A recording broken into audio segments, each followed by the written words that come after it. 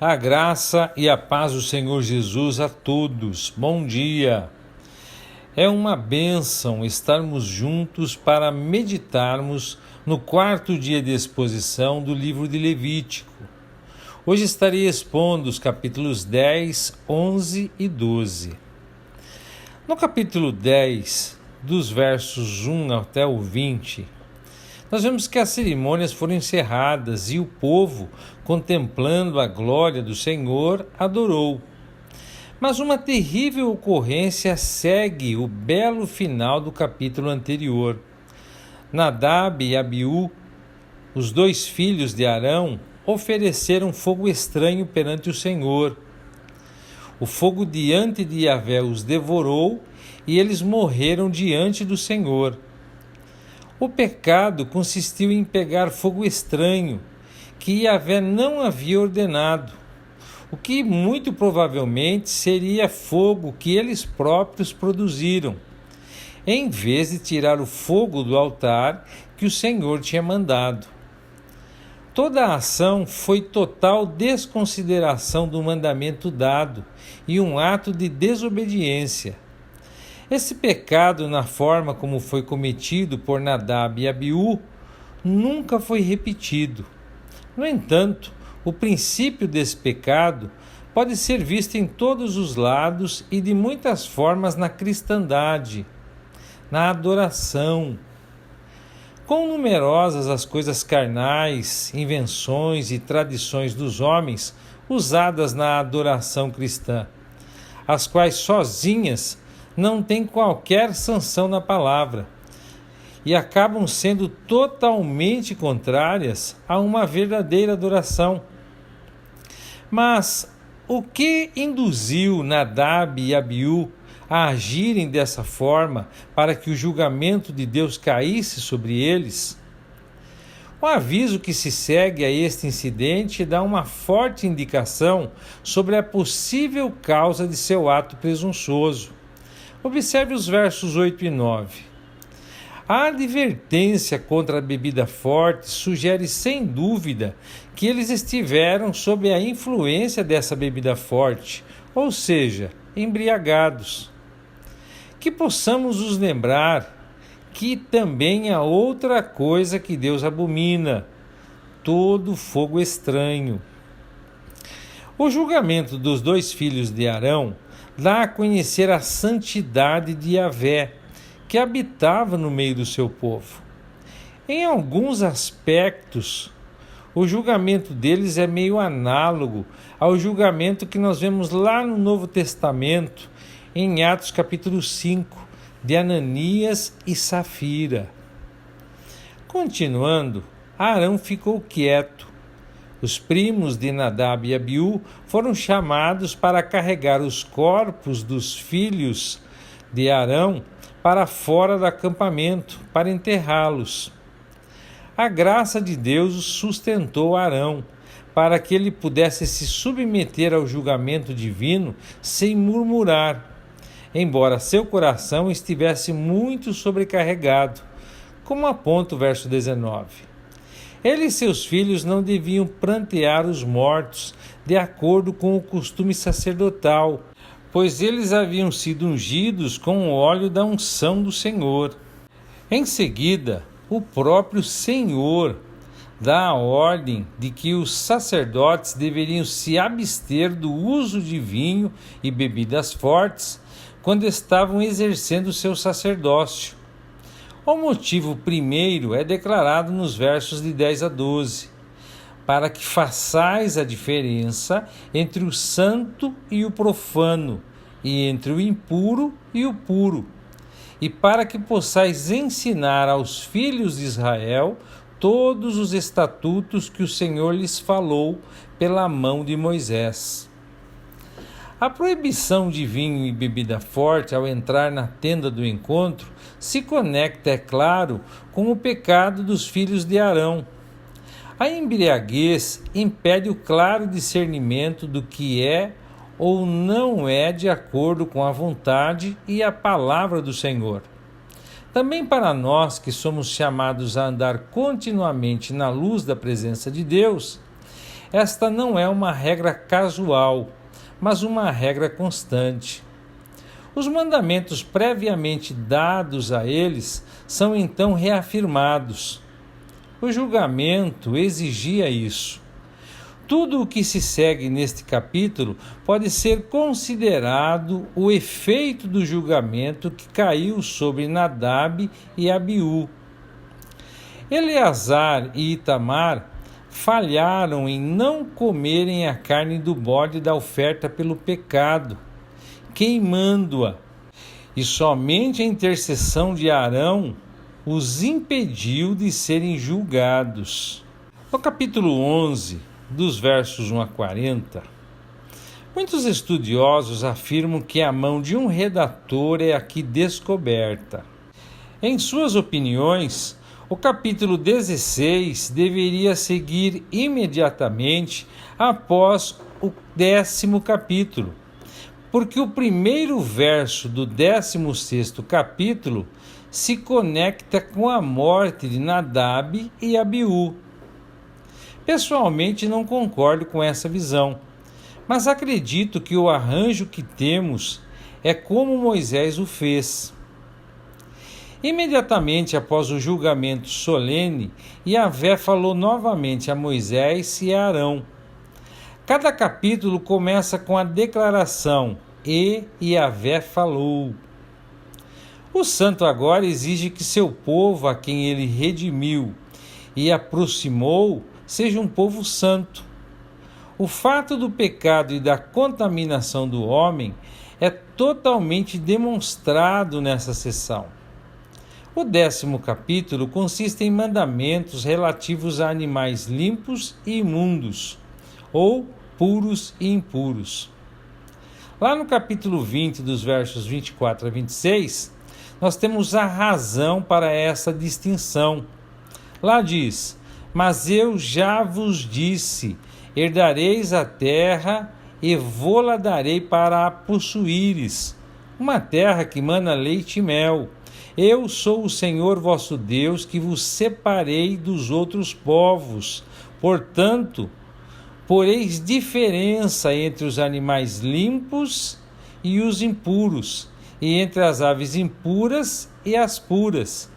E não tornarei as vossas almas abomináveis pelos animais ou pelas aves, ou por qualquer espécie de coisa que viva e que se arraste no solo, que separei de vós como impuro, e sereis para mim santos, porque eu, o Senhor, sou santo, e vos separei dos povos para que sejais meus." Aqui o texto vai dizer que todos os animais que não ruminam e dividem o casco são impuros. Também que todo animal aquático que não tenha barbatanas e escamas são impuros, sejam eles de águas doces ou de água salgada. E aquelas aves que são conhecidas como aves de rapina, bem como insetos alados, que rastejam pelo chão e não têm pernas articuladas para saltar, também são impuros. O assunto diante de nós merece um estudo mais profundo um pouco. Somos obrigados a nos limitar a apenas algumas sugestões. Não precisamos dedicar muito espaço à sabedoria revelada nessas leis. Como Deus é o autor delas, elas devem necessariamente revelar sua sabedoria. É interessante que todas as raças civilizadas se abstêm do consumo da maior parte dos animais que este código proíbe. Com exceção de alguns animais proibidos, as nações civilizadas consomem apenas dos animais permitidos por essas leis. E aquelas que são comumente consumidas, como as ostras, o porco e outras proibidas neste código, a ciência tem mostrado que seu consumo são mais ou menos responsáveis por certas doenças e, portanto, perigosas como alimento. As descobertas feitas pela ciência demonstram plenamente a sabedoria dessas distinções entre os diferentes animais. Essas leis, em seu significado literal, é claro, não são mais obrigatórias. A observância religiosa delas não era uma coisa permanente e foi eliminada no Novo Testamento. A Igreja não tem tais leis distinguindo entre os animais limpos e imundos, ou puros e impuros. Mas o limpo vai tipificar o judeu e o impuro o gentio.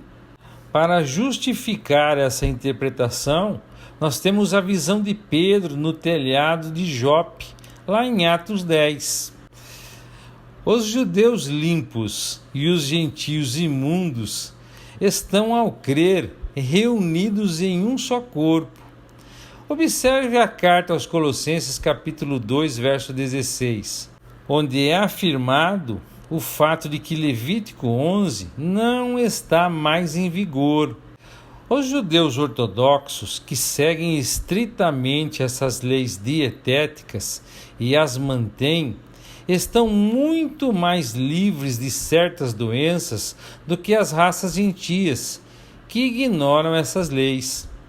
Também foi demonstrado pelas estatísticas que a duração média da vida judaica é, em média, bem maior do que a vida dos outros povos. Mas também há um significado mais profundo em tudo isso. No entanto, ao buscar lições espirituais mais profundas, devemos nos precaver contra uma aplicação fantasiosa e rebuscada. Isso tem sido feito com muita frequência. É óbvio que essas leis a respeito do puro e do impuro ensinam o caminho da separação que Yahvé traçou para seu povo redimido.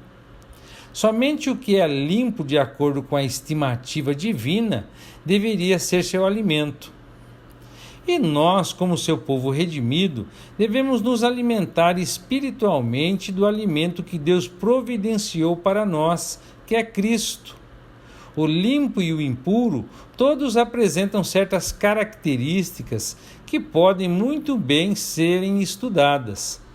No Novo Testamento, animais impuros são usados para representar incrédulos e não salvos, como o cão e o porco são usados dessa forma.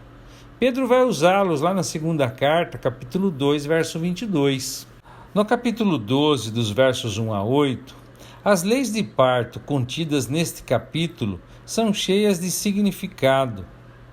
A mulher é considerada impura pelo nascimento de um filho. Quando um filho varão nascesse, ela seria impura por 7 dias, e sua purificação terminaria 33 dias depois, 40 dias após o parto. No caso do nascimento de uma filha, os dias de impureza seriam o dobro, 14 dias e 66 dias. Mas por quê? A chave para o significado espiritual desse mandamento repousa na responsabilidade que Eva teve na queda, conforme narrado por Paulo na primeira carta a Timóteo, capítulo 2, versos de 13 a 15. Foi pela mulher que a queda foi provocada pela serpente. Os fatos de que o pecado está no mundo, como ele veio ao mundo, e que o pecado é herdado, transmitido de geração em geração, são apresentados neste breve capítulo. A mulher é considerada impura porque é uma criatura pecadora. Sua tristeza e dor no parto, que nenhuma ciência ou descoberta pode remover, é um testemunho definitivo da verdade contida no 3º capítulo do livro de Gênesis. E porque ela é uma criatura pecaminosa e impura, sua descendência também é pecaminosa e impura. Pois, quem pode tirar uma coisa pura de uma impura? E Davi mais tarde expressou, quando ficou na luz, confessando o seu pecado lá no Salmo 51, ele vai dizer: eis que fui formado em iniquidade, e em pecado me concebeu minha mãe. Continuando o texto, no 8º dia o menino deveria ser circuncidado. Tanto a circuncisão como o 8º dia são de um significado espiritual. O 8º dia é o tipo da ressurreição, a nova criação. A circuncisão é dada no Novo Testamento em seu verdadeiro significado. Dá uma olhada lá na carta de Paulo aos Colossenses, capítulo 2, verso 11, para você compreender melhor. Bom, mas isso indica a maneira pela qual Deus tratou o pecado herdado na cruz de seu bendito Filho, nosso Salvador e Senhor. Em seguida, segue o mandamento sobre as ofertas, quando os dias de purificação terminaram. E era para o menino ou menina a mesma oferta, um cordeiro e um pombo jovem. Se essa pessoa não pudesse trazer um cordeiro, ela deveria trazer 2 rolinhas ou 2 pombinhos. Se trouxermos à nossa memória, nós vamos nos lembrar que José e Maria ofereceram exatamente essa oferta quando foram apresentar o menino Jesus. Amados, de tudo que nós meditamos hoje, eu gostaria de meditar nos animais puros. E eu quero tomar como exemplo a ovelha. A ovelha, como todos sabem, tipifica um crente. As características dos animais limpos podem, portanto, dar algumas lições típicas sobre as características daqueles que acreditam e as características impuras daqueles que não acreditam. É muito interessante notar o destaque dado à ruminação e à divisão do casco. Essas duas coisas encontradas juntas em um animal o constituem puro, como no caso, o animal que eu citei, a ovelha. A alimentação e a caminhada tornam-se assim proeminentes. Um cristão nascido de novo e, portanto, limpo, assim como a ovelha, deve se alimentar da palavra, meditar nela constantemente, como que ruminando a palavra de Deus. Os pés fendidos representam a caminhada. Assim como a ovelha, que é mansa e caminha sempre seguindo, acompanhando, obedecendo o seu pastor, da mesma forma nós, enquanto cristãos, devemos caminhar obedecendo a voz do nosso pastor, o Senhor Jesus. Que o Eterno os abençoe e até amanhã, se Deus quiser.